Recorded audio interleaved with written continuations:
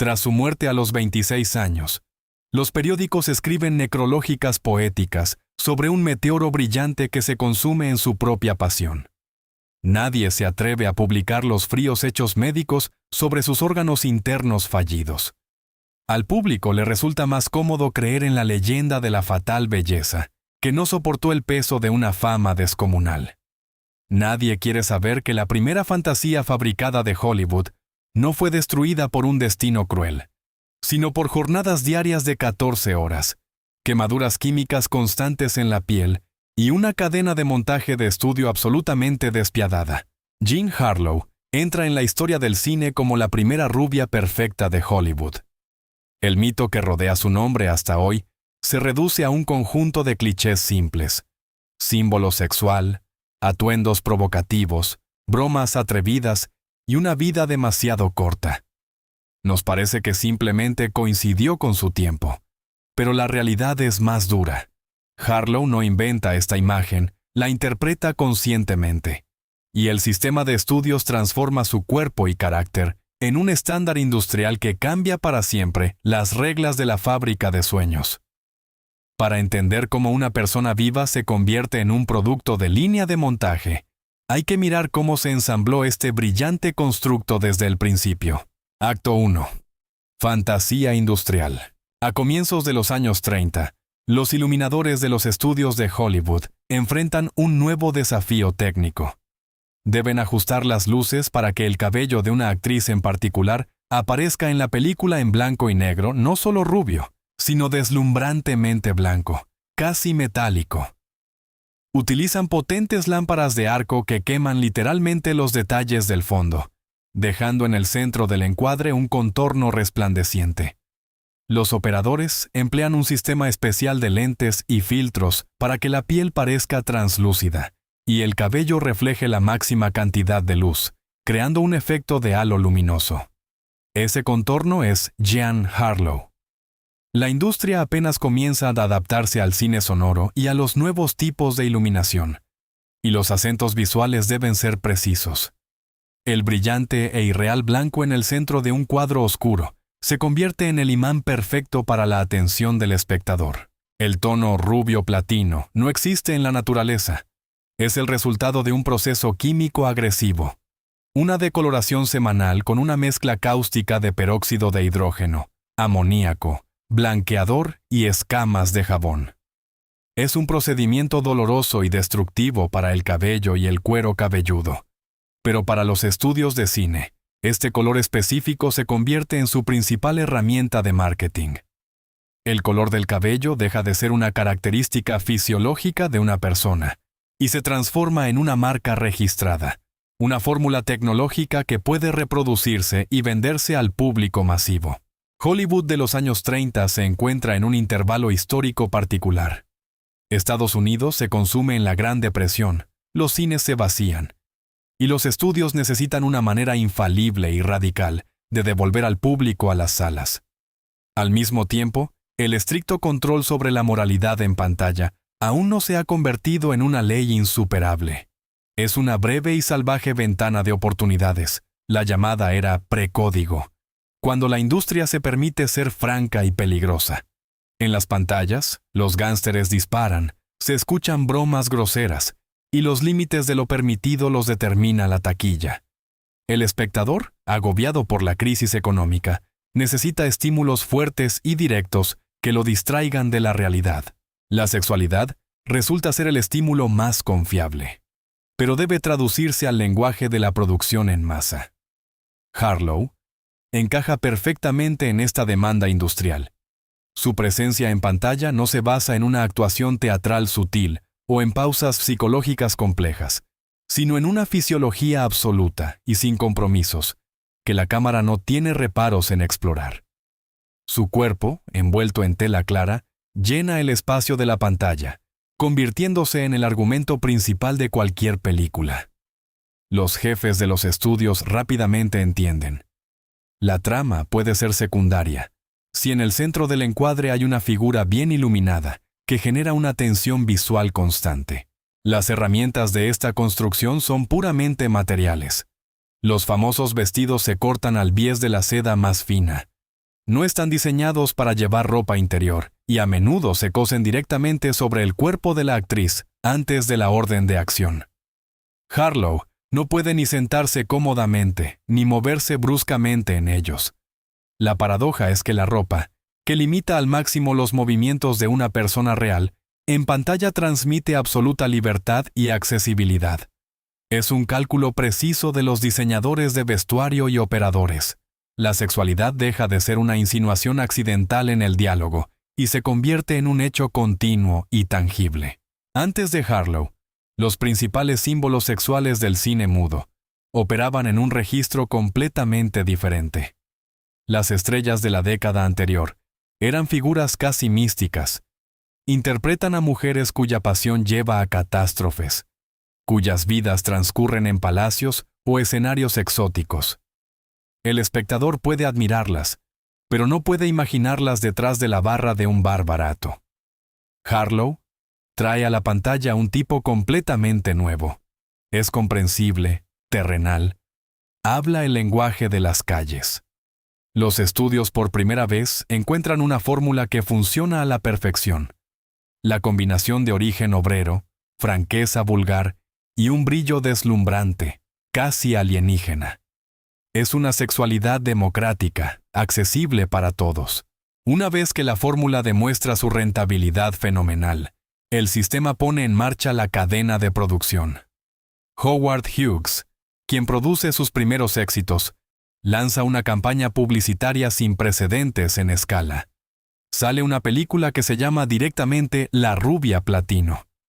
En todo el país se organizan clubes para chicas con ese color de cabello, y se ofrecen premios a las peluquerías por copiar con precisión el tono. Ella realiza interminables giras promocionales, aparece en las portadas de cientos de revistas, se convierte en el rostro de campañas publicitarias. Su cuerpo y rostro se transforman en una moneda universal, con la que Hollywood paga su salida de la crisis económica. La industria no solo vende entradas para una función, vende la posibilidad de tocar esta fantasía de fábrica. La franqueza de esta imagen no reside solo en la seda ajustada. La característica principal de la presencia visual de Harlow es la completa ausencia de culpa. En el Hollywood precódigo, la cámara a menudo mira a las mujeres desde una posición de voyeurismo, convirtiéndolas en objetos pasivos. Pero Harlow mira de vuelta y se ríe. En su risa no hay vergüenza ni disculpas por su corporeidad. En sus primeras películas, puede cambiarse de ropa en el encuadre o lanzar comentarios ambiguos con la misma naturalidad que si discutiera el pronóstico del tiempo. Esta valentía de mostrarse abiertamente hace que la imagen sea aún más atractiva y comercialmente exitosa. Ella no solo permite que la miren, legitima ese deseo. Sin embargo, detrás de la fachada de este constructo que funciona a la perfección, se esconde una chica que, en el momento de sus primeros grandes éxitos, apenas cumple 20 años. La industria crea, fija y reproduce su imagen más rápido de lo que la persona real puede crecer y comprender sus propios límites. A los 20 años, las personas generalmente comienzan a formar su carácter, cometer errores y buscar sus propias respuestas. Pero Jean Harlow no tiene tiempo para eso. Cada una de sus apariciones está controlada. Cada declaración en la prensa sirve para mantener el mito. Ella se encuentra dentro de una máquina que exige mantener constantemente el grado de franqueza establecido. El espectador ve en la pantalla un mecanismo de seducción, perfectamente empaquetado en el formato de una chica directa. Esta imagen se lee tan fácilmente que parece absolutamente natural. El público, junto con muchos críticos, cree que la deslumbrante rubia simplemente existe en el encuadre sin esfuerzo alguno. Surge la ilusión de que ella es exactamente así. Hermosa, atractiva y vacía. Creada exclusivamente para adornar interiores y deleitar la vista. El mito de la rubia tonta resulta tan conveniente para el consumo masivo, que se arraiga instantáneamente en la cultura.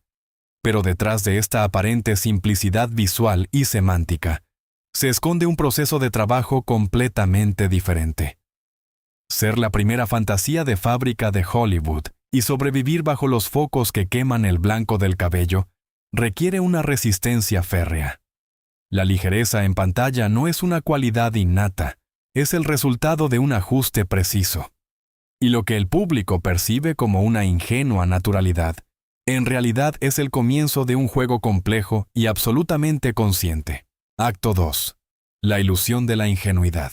En la película Tierra de Pasión del 32, hay una escena emblemática. La protagonista, interpretada por Jean Harlow, se baña en un barril de lluvia en una plantación tropical. Entra en escena el personaje de Clark Gable. Según las reglas del melodrama clásico de la época, este es un momento de máxima vulnerabilidad. La mujer es sorprendida, debería sentirse avergonzada, cubrirse o mostrar miedo. En lugar de eso, Harlow sigue bañándose imperturbable, lanza una réplica irónica y toma el control total del diálogo. No oculta su cuerpo, sino que utiliza el hecho mismo de su desnudez como herramienta de dominio en la escena. No es una casualidad de la dirección, sino una demostración precisa de su método actoral. Su personaje no se convierte en objeto de una mirada condescendiente ajena. Ella decide cómo se la verá y quién controla la situación en esa escena. El mito popular sostiene que Harlow simplemente trasladó a la pantalla su naturalidad innata, convirtiéndose en el estándar de la rubia tonta. Al público le parecía que esa ingenuidad deliberada, sus ojos bien abiertos y su voz resonante, existían por sí mismos, sin ningún esfuerzo profesional. Pero interpretar la estupidez de manera que no provoque irritación, sino un interés constante, requiere un cálculo frío. La comedia es, ante todo, matemática de ritmo y pausas. Harlow dominaba el timing a la perfección, sabía en qué segundo parpadear, cuándo hacer una pausa microscópica antes de responder, y cuándo soltar una réplica compleja y multifacética con una expresión completamente vacía e impenetrable. Para que el chiste funcionara, se requería una concentración extrema, oculta tras una máscara de total relajación. No inventó el arquetipo de la bella ingenua, pero lo convirtió en un arma de alta precisión, que funcionaba sin fallos. En la mayoría de las escenas, sus compañeros eran hombres serios, vestidos con trajes formales. Ellos movían la trama, tomaban decisiones, pronunciaban largos monólogos sobre dinero, poder o crímenes. Harlow, mientras tanto, podía estar en el fondo, ajustando un tirante, limándose las uñas, mascando chicle o simplemente mirando en un espejo de bolsillo. Pero la atención del espectador la seguía inquebrantablemente. No era una presencia pasiva en la escena, sino un manejo activo del enfoque de la audiencia. Los hombres en pantalla podían considerarse los dueños de la situación, pero el ritmo de la escena siempre lo dictaba ella. Con un gesto descuidado y perezoso, podía desvalorizar cualquier monólogo masculino pomposo. Sus personajes en pantalla se diferenciaban radicalmente de las clásicas víctimas de seducción, que abundaban en el cine de los años 20. En el Hollywood precódigo, Harlow a menudo interpretaba a mujeres que eran sexualmente más libres que su entorno. Para sus personajes, el atractivo físico era un capital comprensible y tangible, la única moneda sólida en un mundo donde las reglas sociales las establecían los hombres. Usaban este capital de manera extremadamente pragmática, negociando por estatus, comodidad o simplemente por diversión, sin sentir ningún remordimiento. En este comportamiento no había vergüenza, que tradicionalmente se asignaba a las mujeres en pantalla. No se disculpaban por sus deseos ni pedían perdón por saber aprovecharse de los instintos ajenos. Además, esta libertad a menudo rozaba la manipulación abierta, y a veces incluso la crueldad. Las heroínas de Harlow podían engañar, enfrentar a los hombres entre sí, burlarse abiertamente de sus debilidades y salir airosas. Los personajes masculinos a su lado a menudo parecían desconcertados, cegados por el deseo, y por lo tanto, extremadamente vulnerables. Su ingenuidad servía como el encubrimiento perfecto. Los hombres subestimaban su inteligencia, dejándose llevar por su cabello deslumbrantemente rubio y la seda ajustada.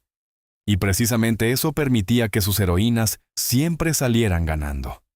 Era una posición de fuerza absoluta, escondida tras una fachada de ligereza total. La herramienta más importante de este contraste era su voz. Harlow tenía un timbre específico, algo áspero, con claras notas de clase trabajadora. No intentaba imitar una pronunciación aristocrática ni añadir profundidad teatral a su discurso. Al contrario, usaba entonaciones callejeras, algo toscas, para bajar los humos a los personajes respetables.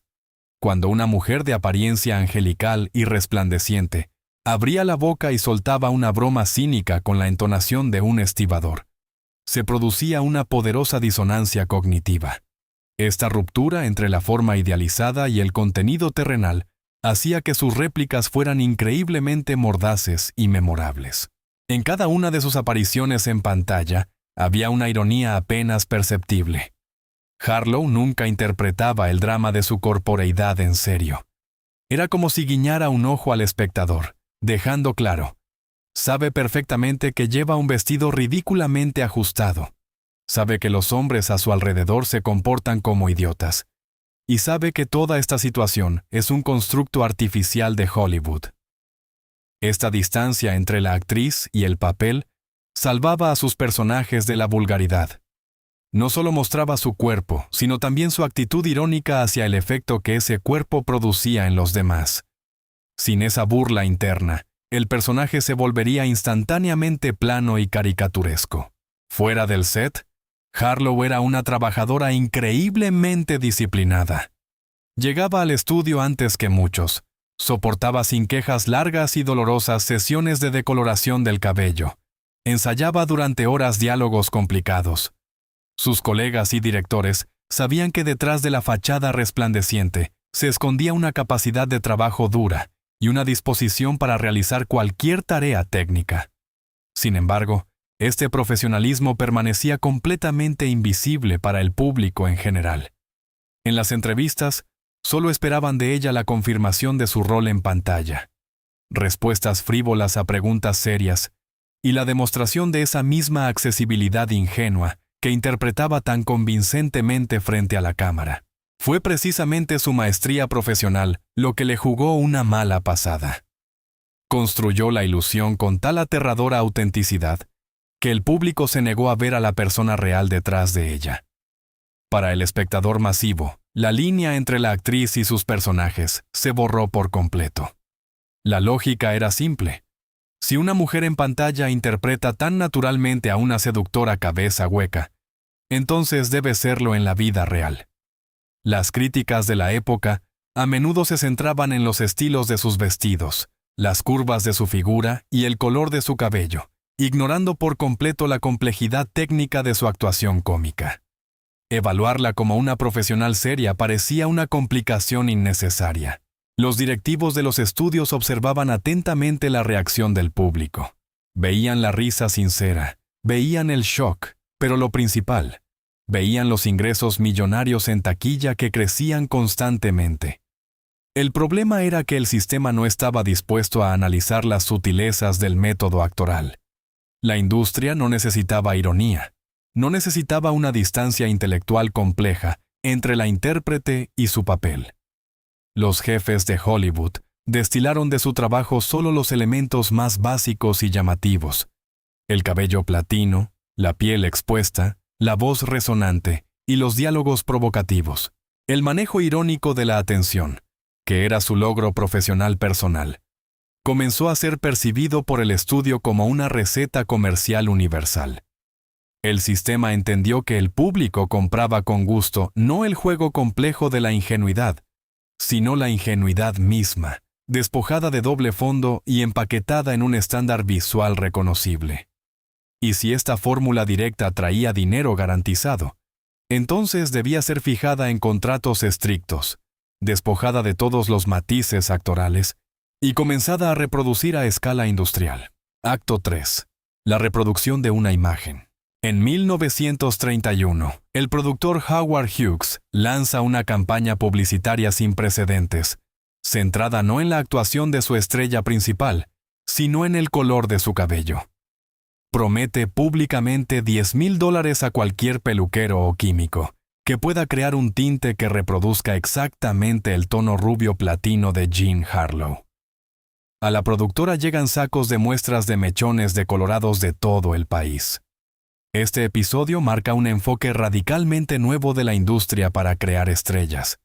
Una característica física se declara abiertamente como una fórmula que el sistema intenta patentar. El concurso queda como un truco de marketing sin resolver, pero demuestra lo esencial. Hollywood ha aprendido a desmembrar la individualidad actoral en elementos vendibles. Tras el traslado de Harlow a la Metro-Goldwyn-Mayer, el enfoque de fábrica hacia su imagen alcanza una precisión matemática absoluta. La dirección del estudio analiza rápidamente las recaudaciones y destaca los componentes que más activamente atraen al público. Como resultado, el color platino del cabello deja de ser una elección de la actriz o un detalle fortuito de sus primeros papeles. Se estipula estrictamente en el contrato como una condición profesional obligatoria. Un procedimiento químico semanal, extremadamente doloroso, de decoloración, se convierte en una necesidad industrial que Harlow no puede violar.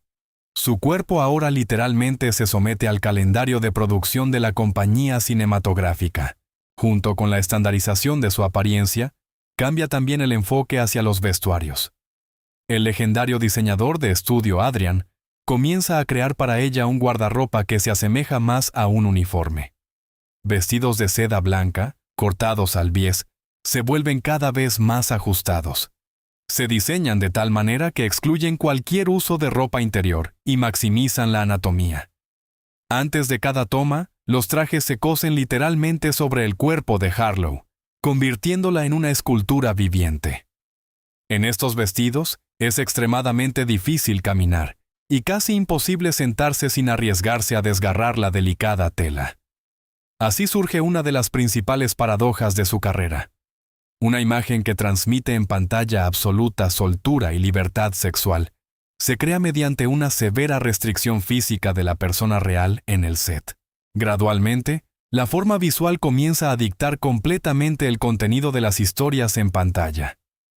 Si en sus primeras películas Harlow usaba esta imagen para un juego complejo con la audiencia, dejando espacio para la ironía, ahora la cadena de producción exige una simplificación máxima y burda. Los guionistas del estudio ya no necesitan inventar motivaciones complejas o construir conflictos internos profundos. En los departamentos de guión se forman manuales claros para crear tramas al estilo típico de Harlow. Esto significa un conjunto estándar de escenas predecibles. La heroína debe aparecer de manera impactante, en un atuendo ajustado, pronunciar algunas réplicas atrevidas con su característica ronquera, pelearse con el protagonista y, inevitablemente, convertirse en el centro de atención masculina. La distancia intelectual y el manejo irónico del enfoque del espectador se convierten en un cliché estudiado y mecánicamente reproducido. Cada nuevo papel se convierte en una copia ligeramente modificada del anterior. La industria ya no necesita su crecimiento profesional, porque el desarrollo implica salir de los límites de las expectativas, y nadie está dispuesto a arriesgar un modelo financiero probado en los años de la depresión. Cualquier tímido intento de Harlow de obtener un papel dramático serio, probar otro carácter o interpretar un personaje desprovisto de vulgar seducción, encuentra una resistencia sorda pero firme de los productores. Los directivos de MGM entienden perfectamente. El espectador en el cine paga por un nivel específico y cuidadosamente calibrado de provocación fisiológica. Y la fábrica de cine garantiza un suministro ininterrumpido de este producto. La franqueza en pantalla, que inicialmente fue su principal herramienta de influencia, se convierte en su principal trampa profesional. La producción masiva de la misma impresión inevitablemente lleva a que la imagen se vuelva monolítica y hermética. El estudio lanza películas con su participación una tras otra, como si fueran automóviles de una misma marca saliendo de la línea de montaje. Cada nuevo estreno elimina metódicamente del consciente colectivo la idea de que Jean Harlow es una actriz de carácter. La construcción está tan bien armada que los espectadores y periodistas finalmente creen en su total identidad con su papel en pantalla. Se convierte en una ilustración viviente de sus propios carteles publicitarios, donde no hay lugar para dudas, cansancio o pensamientos complejos. Pero el sistema de estudio, al poner en marcha este mecanismo infalible, se enfrenta a un nuevo problema. Un producto comercial exitoso requiere un interés constante. Cuando las películas comienzan a repetirse a sí mismas y los recursos visuales se vuelven familiares, la atención del público inevitablemente comienza a dispersarse.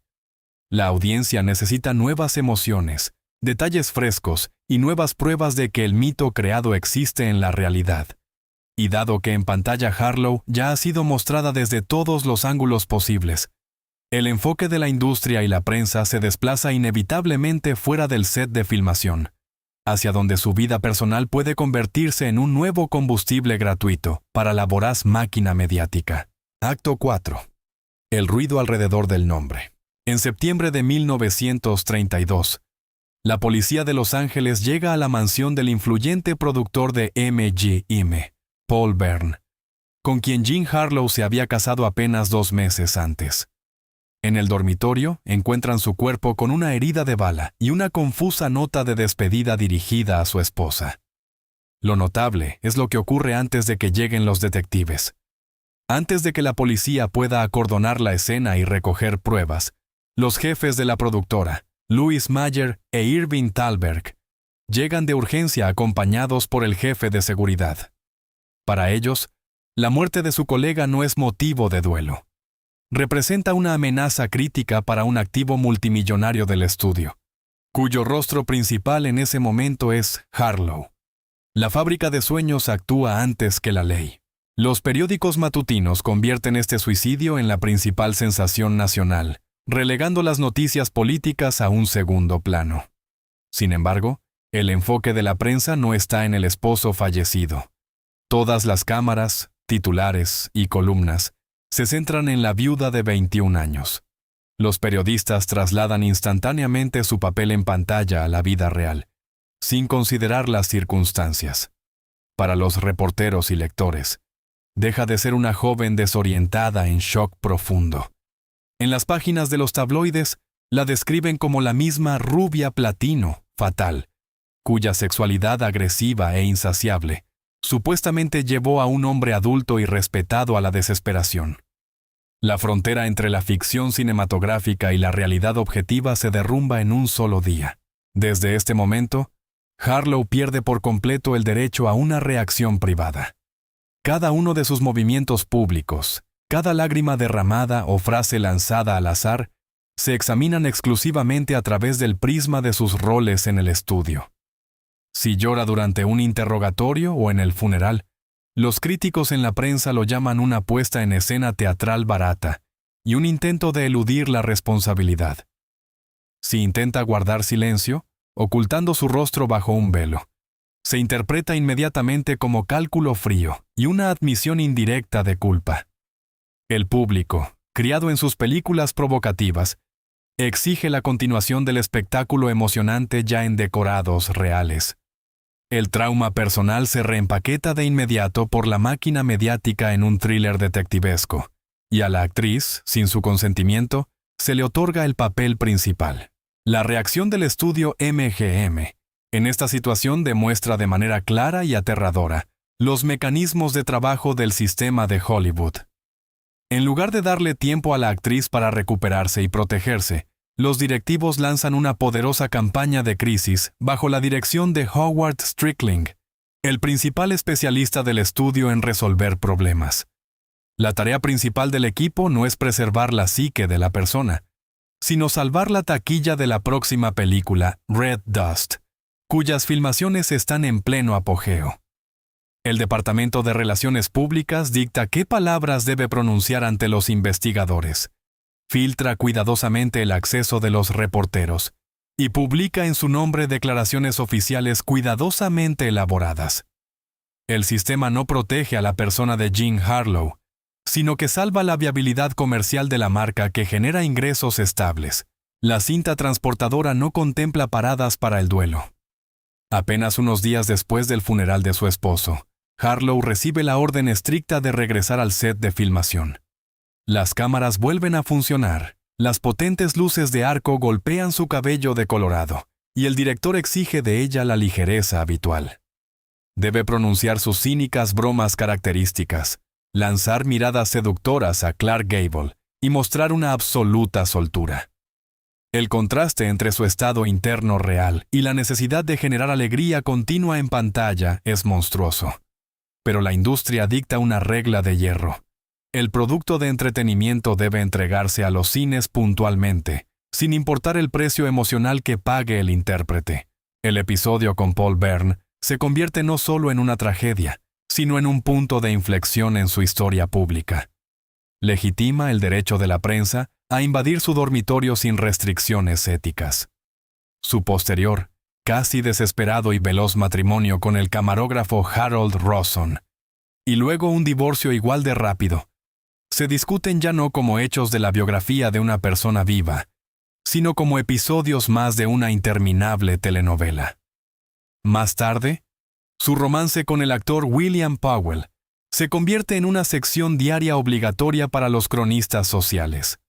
Los reporteros vigilan su casa las 24 horas, registran la llegada de invitados, anotan las matrículas de los coches y publican informes detallados sobre su vestuario. Su espacio personal es completamente y de manera irreversible, anexionado por la máquina de la publicidad. El público en masa desarrolla una sensación persistente, casi física, de posesión de su vida. Dado que su imagen en pantalla se construyó originalmente sobre la democracia, la simplicidad y la total ausencia de distancia, el público decide que esta accesibilidad se extiende naturalmente a la realidad. Los fanáticos se sienten con derecho a hacerle preguntas indiscretas en la calle, conocer las razones de sus disputas familiares y juzgar su elección de parejas. El mito de la rubia imprudente que cambia de hombres se convierte en un mecanismo autosuficiente. Este mecanismo funciona a máxima velocidad, alimentándose de rumores y recortes de periódicos, y no le importa en absoluto qué representa realmente la joven llamada Harleen Carpenter, escondida bajo el seudónimo de Jean Harlow. La transparencia mediática total crea una trampa de la que es imposible escapar, ni con talento ni con trabajo arduo. Cuando los espectadores compran un boleto para su próxima película, ya no van a ver a una actriz cómica interpretando hábilmente un papel escrito. Van a ver a la heroína escandalosa de los titulares matutinos, que por casualidad termina en la pantalla de cine. Su fino sentido del tiempo cómico, su capacidad para manejar irónicamente la atención del cuadro y su increíble disciplina profesional pasan definitivamente a un segundo plano, volviéndose invisibles para la multitud. El guión se convierte en un fondo opcional para el contexto de los tabloides. El ruido alrededor del nombre se vuelve mucho más fuerte que la profesión misma, y la imagen creada finalmente aplasta a la persona. El estudio, por su parte, monetiza de manera extremadamente cínica y exitosa esta aura escandalosa. El halo de peligro, imprevisibilidad y dramas de la vida real genera ganancias récord, confirmando la eficacia financiera de la estrategia de exposición total, tanto física como biográfica. El sistema exprime al máximo esta fórmula, vendiendo al público la ilusión de acceso total a la vida de la estrella. Sin embargo, este modelo comercial funciona infaliblemente solo en la atmósfera salvaje y permisiva de principios de los años 30. La industria continúa explotando con gusto la imagen provocativa por inercia, sin notar o ignorando el hecho de que el clima cultural en los Estados Unidos comienza a cambiar rápidamente, preparándose para exigir a Hollywood nuevos, intransigentes y estrictos estándares morales. Acto 5. Nueva moralidad. A mediados de 1934, el estudio de Hollywood Metro-Goldwyn-Mayer enfrenta un problema logístico y financiero sin precedentes. El guión de una nueva película protagonizada por Jean Harlow, inicialmente titulado Nacida para besar, es enviado a la administración del Código de Producción y regresa con un rechazo categórico. Los censores no solo rechazan el título provocativo, sino también decenas de escenas clave. El estudio intenta renombrar el proyecto como 100% pura, Pero esto se percibe como una burla abierta, y el nombre es nuevamente rechazado. Finalmente, la película recibe el nombre estéril de La chica de Missouri. Y los directores deben regrabar urgentemente episodios ya listos. La orden es clara: elevar los escotes, evitar las telas semitransparentes y limpiar los diálogos de cualquier insinuación ambigua. Esto no es solo un proceso editorial, sino el comienzo de un giro industrial masivo en toda la industria cinematográfica. Durante mucho tiempo, el llamado Código Hays fue solo un conjunto de recomendaciones formales que los estudios eludían fácilmente en busca de altos ingresos de taquilla. Pero bajo la amenaza de boicots masivos por parte de organizaciones conservadoras y el riesgo de intervención federal directa, las compañías cinematográficas otorgan al Departamento de Censura de Joseph Brin un poder real. Ahora, cada guión debe ser aprobado antes de comenzar el rodaje, y la película terminada debe obtener un certificado especial para su distribución. Las reglas se vuelven estrictas y no admiten compromisos. Se prohíbe mostrar ropa interior, besos prolongados, poses sugerentes y cualquier broma sobre relaciones sexuales. La principal exigencia ideológica del código es el triunfo obligatorio de la virtud y el castigo inevitable por cualquier vicio en pantalla. Para Hollywood, esto significa la necesidad urgente de reestructurar toda la cadena de producción de contenido de entretenimiento.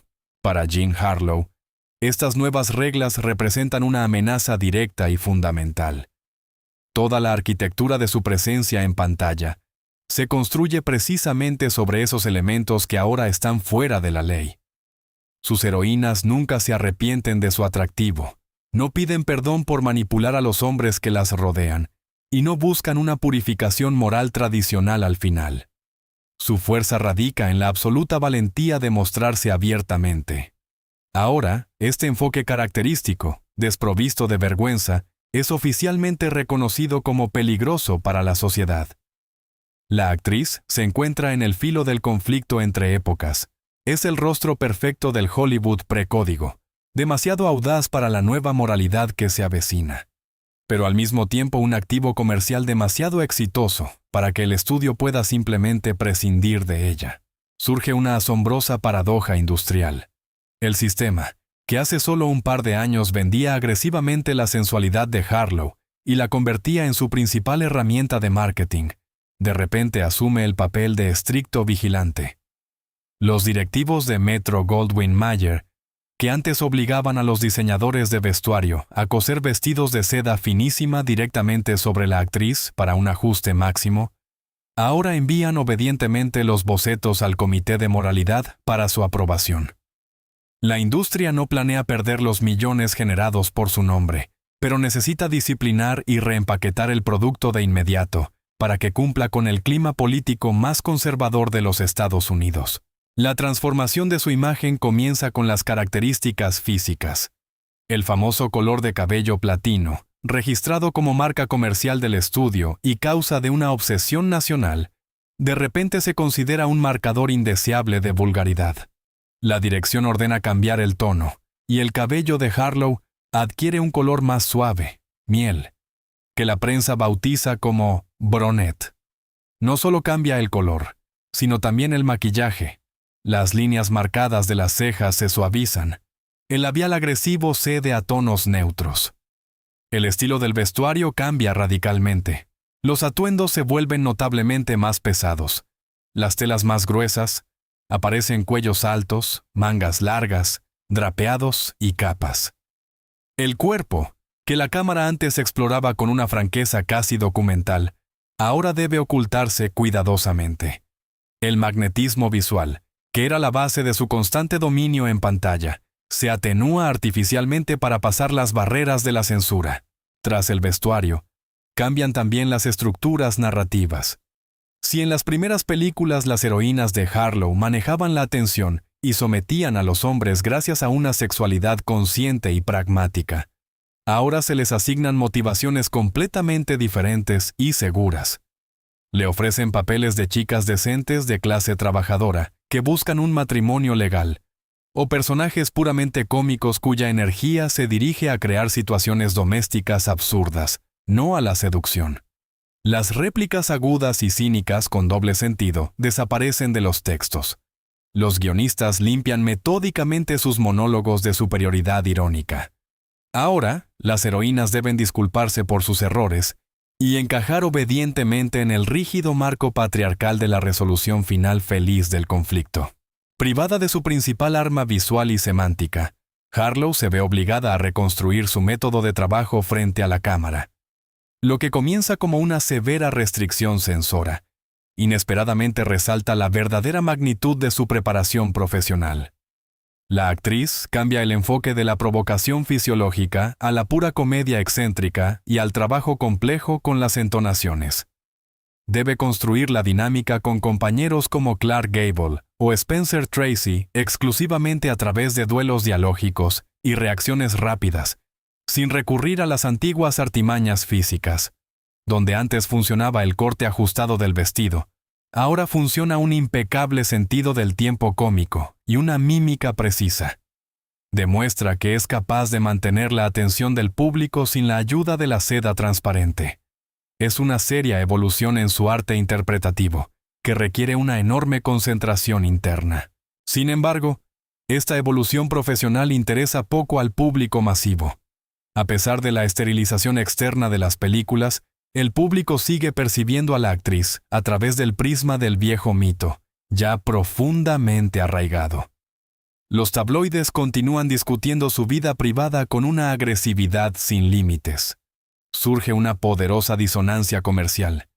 En la pantalla, el espectador ve una imagen suavizada y arreglada según las nuevas reglas, mientras que en los periódicos matutinos lee sobre la atrevida rubia, cuyo nombre está inextricablemente ligado a los escándalos. El estudio cinematográfico juega magistral y cínicamente con esta brecha.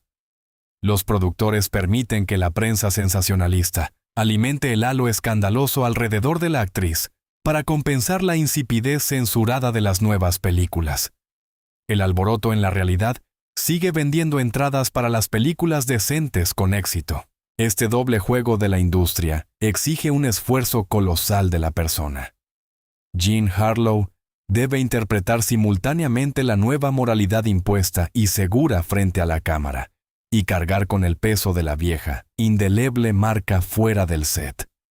La introducción del código Hays no hace que el sistema de Hollywood sea más humano con sus principales estrellas, solo cambia las reglas de empaque y presentación del producto. La dura lógica industrial de la fábrica de cine permanece inalterada. Si un activo determinado genera millones de dólares garantizados, debe ser explotado sin la menor pausa. La restricción de la libertad en pantalla no lleva a una disminución en el ritmo de producción. Al contrario, para mantener el nivel habitual de ingresos de taquilla en las nuevas condiciones estrictamente reguladas, la dirección necesita lanzar películas con su participación aún más frecuentemente. La reestructuración de la imagen, la compleja adaptación a los nuevos requisitos del guión y la necesidad de navegar diariamente entre la estricta censura del estudio y las expectativas del público se convierten en una rutina agotadora. La máquina de entretenimiento continúa aumentando sistemáticamente la velocidad, exigiendo de la actriz una presencia física constante bajo los abrasadores focos y transformando gradualmente su cotidianidad en un ciclo laboral duro, agotador y absolutamente interminable. Acto 6. Producción incesante. El día laboral de la estrella principal del estudio MGM comienza mucho antes del amanecer. A las 4:30 de la mañana, Jean Harlow ya está en el taller de maquillaje, donde arranca el proceso diario de ensamblaje de su cuerpo público. Este ritual incluye no solo un maquillaje y peinado complejos, sino también el blanqueamiento regular de su cabello con una mezcla corrosiva de amoníaco y de colorante, que quema sistemáticamente su cuero cabelludo. Luego viene la etapa del vestuario. Los famosos vestidos cortados al bies no permiten ropa interior ni la más mínima arruga. Para no dañar la costosa tela entre tomas, la actriz no puede sentarse en una silla normal. En su lugar, usa tablas inclinadas especiales donde se recuesta en posición vertical. En este estado semisuspendido, bajo los sofocantes focos que elevan la temperatura en los estudios mal ventilados a más de 40 grados, la jornada se extiende de 12 a 14 horas. Este horario no es una emergencia temporal de producción, es el estándar básico del sistema de Hollywood de los años 30. Los actores firman contratos estrictos de 7 años, cediendo prácticamente a las corporaciones el derecho sobre su tiempo, apariencia y fuerzas físicas. Rechazar un papel estipulado en el guión se castiga con la suspensión inmediata sin salario. Durante su corta carrera, Harlow participa en más de 20 largometrajes, sin contar los clips promocionales y campañas publicitarias obligatorias. A menudo, los proyectos se superponen. De día, actúa en las escenas finales de una película, y por la noche, asiste a pruebas fotográficas y fittings para la siguiente. La industria exige un suministro ininterrumpido de productos a los cines del país, y la estrella principal de taquilla no tiene el derecho legal de detenerse. La situación se agrava por la enorme presión financiera fuera del estudio. Harlow es el único sostén económico de su familia. Su madre, una mujer increíblemente ambiciosa, junto con su padrastro, están acostumbrados a llevar una vida de alta aristocracia, financiada completamente por los honorarios de la actriz. Mantener una enorme mansión en Beverly Hills, pagar un considerable personal de servicio, organizar costosas recepciones y cubrir las deudas continuas de los familiares, requiere un flujo constante de efectivo. La joven no tiene un colchón financiero, ni la posibilidad de tomarse un descanso en las filmaciones. Cualquier pausa amenaza con la bancarrota inmediata de todo su entorno. Trabaja hasta el agotamiento porque su estatus de estrella exitosa de Hollywood, paradójicamente, le priva de la oportunidad de descansar. En esta densa matriz industrial no hay espacio para la vulnerabilidad humana común. La imagen en pantalla que genera millones de dólares se construye sobre una energía desbordante, audacia y salud física absoluta. El público compra un boleto para la ilusión de una mujer invulnerable y risueña. Por lo tanto, la dirección no puede permitir que el público vea el cansancio crónico o el dolor. Si la actriz se queja de malestar, los médicos del estudio acuden de inmediato. Sin embargo, su tarea no es proporcionar un tratamiento completo o investigar las causas profundas de la enfermedad. El personal médico de la fábrica de cine opera como un servicio de reparación de emergencia. Deben suprimir rápidamente los síntomas, administrar estimulantes fuertes o analgésicos y devolver al trabajador al set. Un día de producción con decenas de extras y técnicos es demasiado caro para cancelarlo debido al agotamiento de la actriz. Incluso los pocos días libres están completamente controlados por el Departamento de Relaciones Públicas. Cada aparición pública de Harlow está estrictamente regulada por un horario. Las cenas dominicales en restaurantes de moda, asistir a estrenos ajenos, encuentros benéficos o simplemente salir de compras se convierten en una parte obligatoria del trabajo para mantener el mito. La prensa exige constantemente nuevas pruebas de que la legendaria rubia platino existe en la realidad y corresponde a su estatus en pantalla. El espacio personal de la actriz se reduce al tamaño de su propia habitación, pero incluso allí sigue siendo prisionera de los contratos firmados. La industria no tiene la intención de destruir a la persona deliberadamente. Los ejecutivos del estudio no son villanos que buscan destruir su principal activo comercial. Simplemente operan bajo la lógica implacable de la producción capitalista. Si una herramienta muestra una eficacia fenomenal y genera superbeneficios, debe utilizarse al máximo de su capacidad. La máquina del estudio no conoce el cansancio, por lo que no lo contempla en sus elementos. El sistema continúa incrementando metódicamente su ritmo, extrayendo cada vez más energía de la actriz, sin darse cuenta del momento en que las reservas físicas de la persona se agotan por completo. Este ritmo incesante inevitablemente conduce a un punto crítico, donde el cuerpo simplemente se niega a obedecer las órdenes del director. Acto 7. La detención de la máquina. A finales de mayo de 1937, en el set de rodaje de la película Saratoga, el calendario de producción sufrió un colapso crítico, Durante una escena cómica con Clark Gable, Jean Harlow se quejó de una náusea intensa, calambres abdominales y un agotamiento paralizante e insoportable.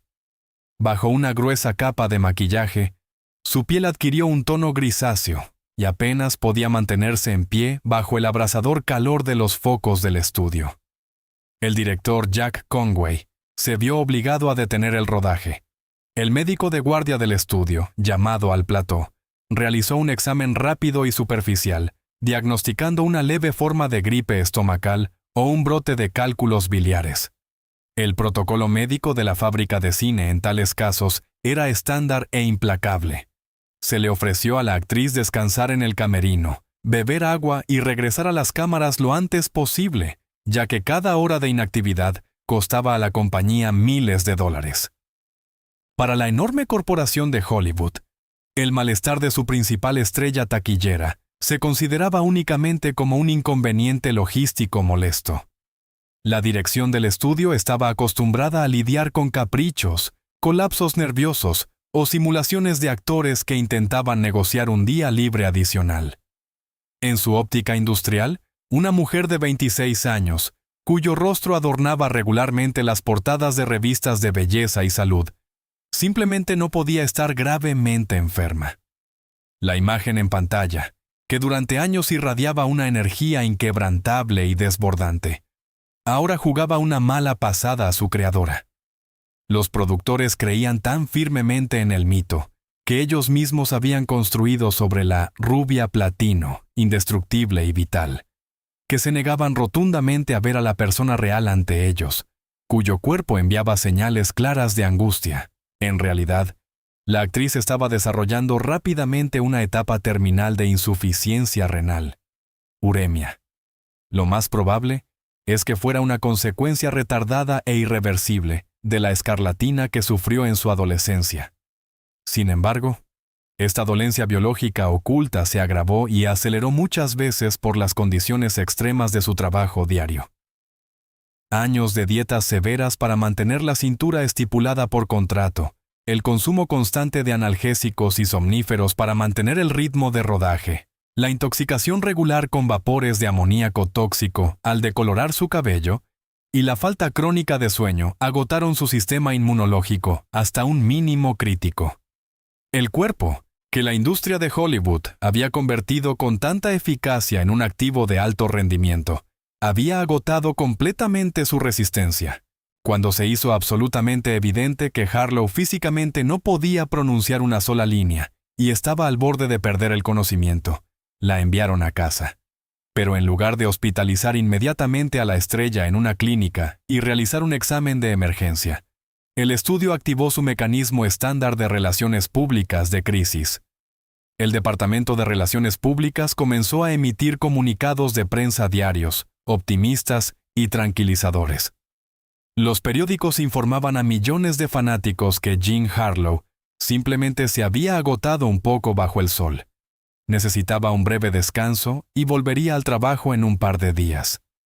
La principal tarea de los gerentes en ese momento no era salvar al paciente, sino prevenir el pánico entre los inversores y mantener el interés estable en el próximo estreno. La fábrica de sueños manejaba fríamente los riesgos de reputación, mientras la persona se apagaba silenciosamente en su propia habitación. Durante la semana siguiente, Harlow permaneció en su mansión bajo estricto aislamiento informativo. El acceso a ella estaba cerrado incluso para los colegas más cercanos del set.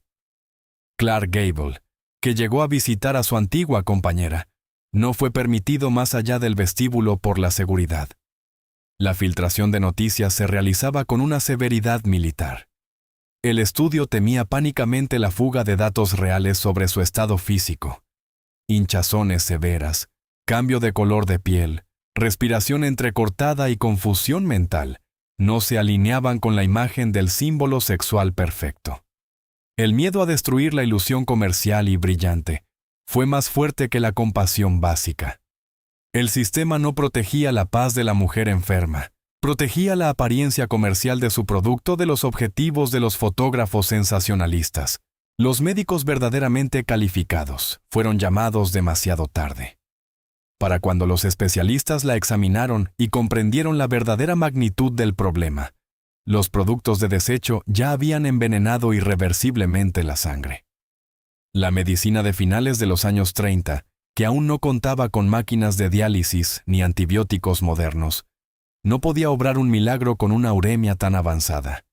Pero el tiempo crítico para la terapia de apoyo se perdió precisamente en los primeros días, cuando en lugar de atención médica, se aplicaron métodos de encubrimiento del estudio.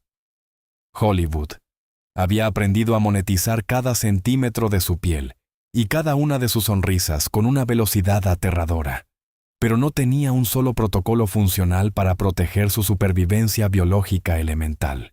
El 7 de junio de 1937, Jean Harlow falleció en una sala de hospital del Hospital del Buen Samaritano en Los Ángeles.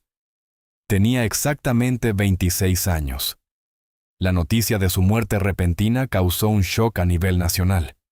Para el público masivo, este evento no encajaba en ningún marco lógico.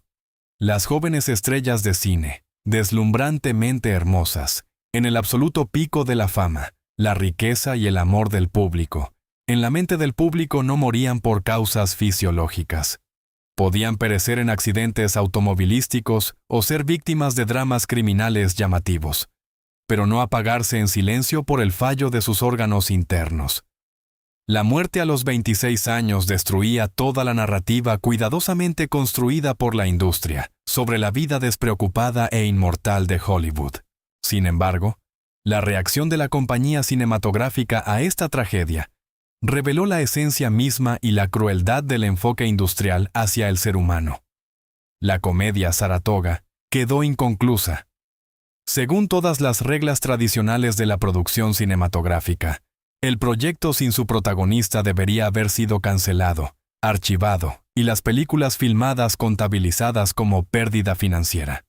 Pero Louis Mayer y otros ejecutivos del estudio calcularon rápidamente que la muerte había convertido la película inacabada en un exclusivo absoluto y único.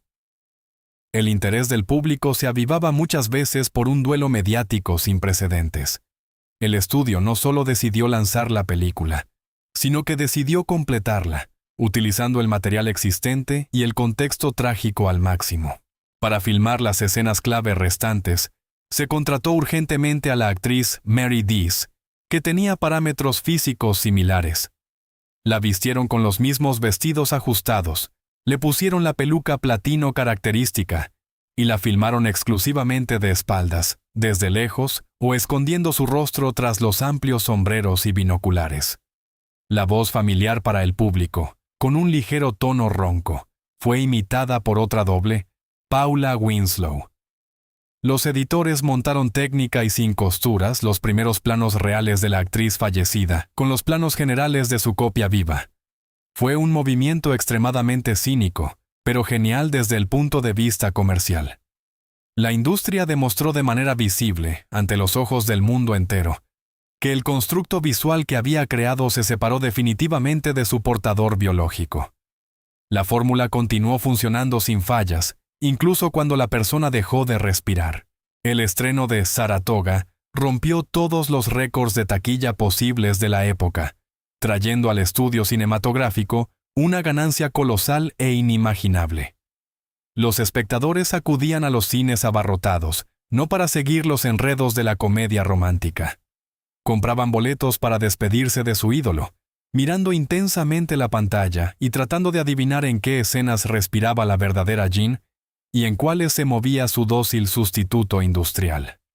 La máquina de producción cinematográfica no solo no se detuvo por la muerte de su principal activo, reemplazó fácilmente las piezas dañadas y continuó imprimiendo dinero, dispuesta a pasar a la siguiente etapa de procesamiento comercial del nombre ya muerto. Acto 8. El constructo perfecto. El 9 de junio de 1937. El cementerio Forest Lawn, en las afueras de Los Ángeles, se transforma en un set de Hollywood a gran escala. La organización del funeral de Jean Harlow corre a cargo de la productora Metro-Goldwyn-Mayer, con el propio Louis B. Mayer, supervisando que la ceremonia esté a la altura del estatus de su mayor activo comercial. más de 1.500 policías, apenas contienen a la multitud de admiradores que intenta romper el cerco para llegar al lugar de despedida. El ataúd está sumergido en miles de rosas blancas y gardenias. Suena música solemne interpretada por los mejores músicos de la productora. Y el actor, William Powell, adquiere para ella un mausoleo de mármol por la exorbitante suma de $25,000. Este evento no se asemeja en nada a una íntima despedida de una joven de 26 años que murió repentinamente de una enfermedad grave. Está dirigido y ejecutado siguiendo las reglas de un gran estreno cinematográfico, donde el objetivo principal de la industria es fijar la partida de su estrella en la memoria del público como un final cinematográfico majestuoso e impecablemente bello. Ya a la mañana siguiente del funeral, la prensa comienza a tejer un nuevo relato póstumo. Los periodistas de tabloides y los biógrafos oficiales de la productora omiten mencionar el envenenamiento sistemático por amoníaco, las destructivas dietas de hambre o el agotamiento físico crónico por las jornadas laborales de 14 horas diarias. En lugar de los secos y aterradores hechos médicos sobre la falla de sus órganos internos, los periódicos publican necrológicas poéticas y llenas de patetismo sobre el meteoro de platino, que brilló demasiado en el cielo de Hollywood, y como era de esperar, se consumió por su propio calor insoportable. La máquina de relaciones públicas de la productora adopta y comienza a difundir agresivamente esta versión romántica. La tragedia de un ser humano vivo, quebrado por el trabajo, se reempaqueta instantáneamente en un mito hermoso y fácilmente vendible sobre la bomba rubia condenada a una vida corta, simplemente por su naturaleza deslumbrante e indomable. Este proceso de mitificación instantánea resuelve una tarea industrial crucial. Borra completa y permanentemente la historia real de una mujer trabajadora. La memoria de la profesional disciplinada, que llegaba al set antes del amanecer, poseía un impecable sentido del tiempo cómico y sabía interpretar con sutileza e ironía el papel de rubia tonta que le imponían. Se considera innecesaria. Para el público masivo, ese nivel de complejidad e inteligencia actoral ya no es requerido. El mito emergente simplifica despiadadamente la personalidad multifacética a 3 elementos básicos y fácilmente reconocibles: símbolo sexual absoluto, frases provocativas en vestidos de seda ajustados y una muerte temprana y misteriosa. La delgada línea entre la actriz que conscientemente construye su imagen en pantalla y esa imagen plana desaparece por completo. Al público solo le queda la portada brillante, despojada para siempre de cualquier contradicción interna y profundidad humana. El paradoja de la situación es que, precisamente en ese momento, al quedar en el mausoleo de mármol, Jean Harlow se convierte en un producto de estudio perfecto y absolutamente seguro. La estrella de cine muerta ya no exige renegociar contratos financieros. No se queja de un cansancio insoportable frente a las cámaras. No atrae la atención de la policía con matrimonios impredecibles y no pone en riesgo la taquilla con nuevas exigencias de censores. Su imagen pública se vuelve completamente hermética, estática y, por lo tanto, 100% manejable.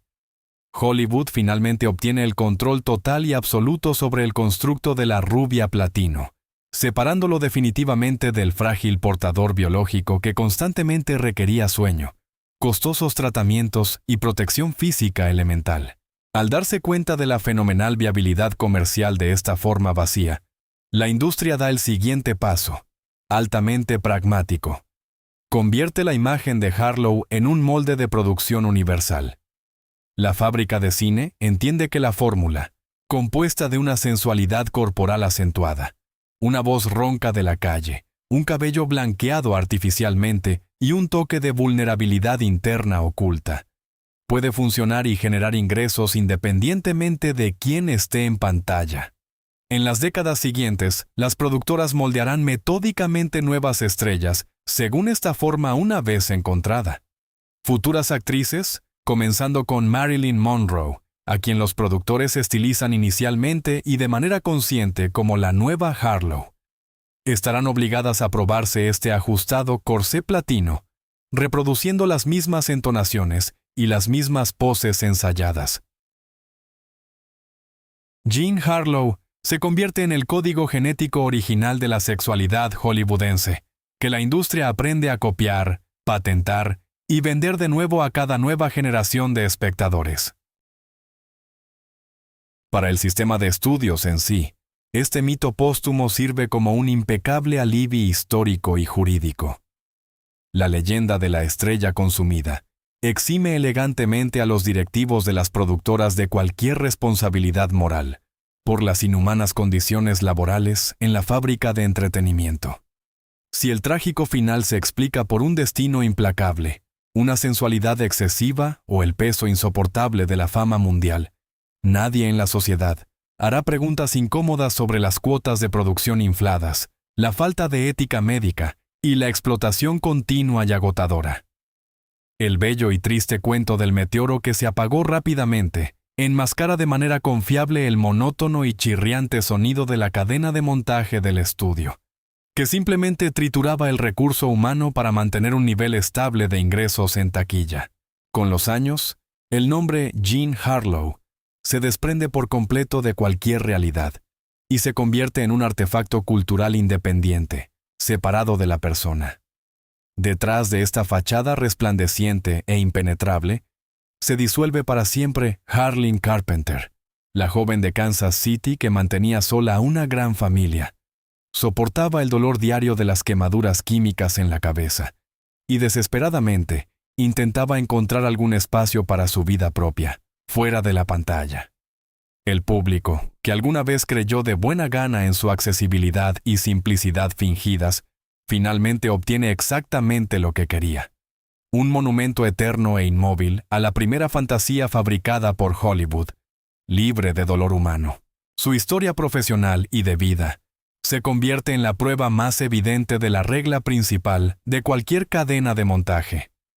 La industria rara vez destruye a una persona de manera intencionada o por malicia consciente. Simplemente, utiliza el material que se le ofrece al máximo, sin prestar atención al desgaste crítico de las piezas. Hollywood construyó la sexualidad, la vendió en millones de boletos, la disciplinó a la primera demanda de los censores y, en última instancia, devoró por completo a la persona que transmitía esa sexualidad. Y cuando la máquina finalmente se detuvo, fijando la imagen en la historia de la mujer viva, solo quedó el deslumbrante brillo del cabello platino y la pregunta suspendida en el vacío sobre dónde estaba realmente Jean en todo este esplendor industrial. Jean Harlow no fue una víctima ingenua atrapada por Hollywood. Tenía una mente aguda, una disciplina profesional rara, y participó conscientemente en la creación de la ilusión que la hizo famosa. Su verdadera tragedia es la de alguien que subestimó la velocidad y la indiferencia absoluta de la cadena de montaje. El sistema de estudios no tenía la intención de destruirla deliberadamente. Simplemente hacía lo que fue diseñado para hacer: sacar el máximo provecho de su herramienta más eficaz hasta que se agotara. En la lógica de la producción industrial, el agotamiento físico no es un crimen, sino un costo predecible. La muerte prematura cerró esta historia con un aterrador perfeccionismo comercial. Liberó a la industria de tener que ver envejecer a la primera fantasía fabricada o verla luchar por sobrevivir bajo estricta censura, y permitió que Jean Harlow quedara congelada para siempre en su estado más rentable. La partida de la mujer real purgó la imagen de debilidades humanas, enfermedades y un cansancio insoportable. Solo quedó el deslumbrante contorno blanco en la película y una fórmula infalible que se puede replicar infinitamente. El hermoso mito de la estrella fugaz resultó tan conveniente que el público lo aceptó sin resistencia. Es mucho más agradable creer en la fuerza fatal de la pasión y el peso aplastante de la fama que en la simple destrucción física por interminables jornadas laborales, falta de sueño y tintes tóxicos para el cabello. Esta es quizás la mayor victoria de la fábrica de sueños. Nos enseñó a admirar la luz brillante, sin cuestionar qué combustible se quema para mantenerla. La industria rápidamente comprendió la universalidad de esta fórmula, y 2 décadas después, Hollywood intentaría repetir el mismo experimento, colocando a Norma Jean Baker, convertida en Marilyn Monroe, en el estándar platino. Sobre cómo otra actriz intentó burlar al sistema, escapar de las estrechas limitaciones de la rubia tonta, y por qué su intento resultó en un nuevo ciclo de mitificación, lo he contado en otro video.